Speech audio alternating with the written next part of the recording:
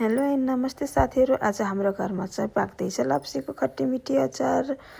मैले चाहिँ राम्रोसँग धोइ पखाली गरेर लप्सीलाई कुकरमा बोइल हुनको लागि राखिदिइसकेको छु। लप्सी चाहिँ अलिकति धेरै थियो, मसँग 4-5 केजी जति, त्यसैले मैले 2-3 चोटि गरेर यसरी बोइल गर्न राखिदिएको छु। बोइल गरेर यतिको भएको छ। मैले चाहिँ बोक्रासँग बनाउने भएर मैले बोक्रा चाहिँ निकालेको छैन। यता मैले तेल पनि तताउन राखिसकेको छु। तोरीको तेल चाहिँ युज गर्छु मैले प्रायः जसो। हजुरहरूले अरू तेल पनि युज गर्न सक्नुहुन्छ। तोरीको तेल मजाले खरिसकेपछि त्यसमा चाहिँ जिरा धनियाँ मेथी फुराइदिनु होला। त्यसपछि चाहिँ सुकेको खुर्सानीलाई यस्तै रातो कालो हुने गरी डढालेपछि एकदम राम्रो बास पनि आउँछ। त्यसपछि बोइल भइसकेको लप्सीलाई चाहिँ राखेर पकाउने। यो त हजुरहरूलाई पनि प्रोसेस थाहा होला, त्यही पनि भनिदिइराखेको नि मैले पनि। मजाले राखिसकेपछि राम्रोसँग चलाएर हेर्न चाहिँ पर्छ, तल तलको तेलहरू माथिसम्म आउनुपर्छ, टालिन पनि सक्छ।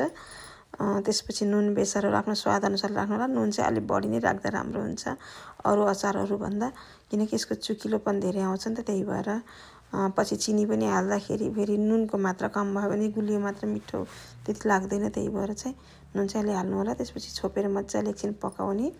यतिको भएको छ। मैले छोपेर पकाइसकेपछि यसमा चाहिँ अब त्यसपछि आफ्नो स्वादअनुसारले मसला हाल्न सक्नुहुन्छ। मैले चाहिँ जिरा धनियाँ भुटेर हल्का मात्र राख्छु, त्यति खासै हेभी मसलाहरू हाल्दैन मैले।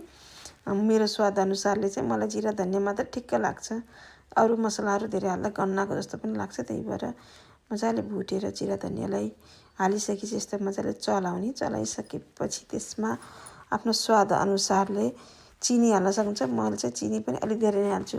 मेरो छोरीलाई चाहिँ अलिक गुलियो गुलियो मनपर्छ नि त, त्यही भएर मलाई पनि गुलियो त मनपर्छ, तर छोरीको स्पेसली छोरीको फरमाइसमा हो यो अचार चाहिँ। त्यही भएर उसको स्वादअनुसारले बनाइरहेको चाहिँ चिनी चाहिँ अलिक धेरै नै हालेको छु मैले।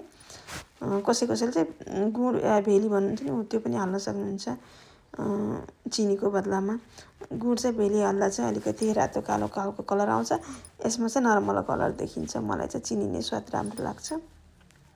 त्यसपछि चाहिँ लप्सी बोइल गर्दाखेरिको पानी यो राखेको थिएँ मैले अलग्गै, त्यसलाई चाहिँ मजाले हालेपछि यसको चाहिँ ग्रेभी बन्छ क्या। मलाई चाहिँ यस्तो ग्रेभी खालको यसको रस हालेको चाहिँ एकदम मनपर्ने भएर मैले चाहिँ पानी यसको कहिले पनि फ्याँक्दैन। यसको पानीलाई मजाले अचारमा हालेर पकाएर यत्तिको पकाउँछु। त्यहाँदेखि कस्तो दामी देखेको छ नि देख्दा पनि।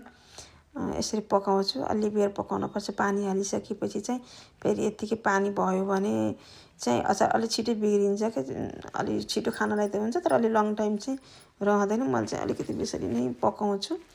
यसरी मजाले पाकिसकेपछि कलर पनि चेन्ज हुँदै आउँछ, रातो रातो खालको कलर बनिसकेपछि चाहिँ अचार चाहिँ मलाई चाहिँ एकदम मिठो लाग्छ, बेस्ट लाग्छ।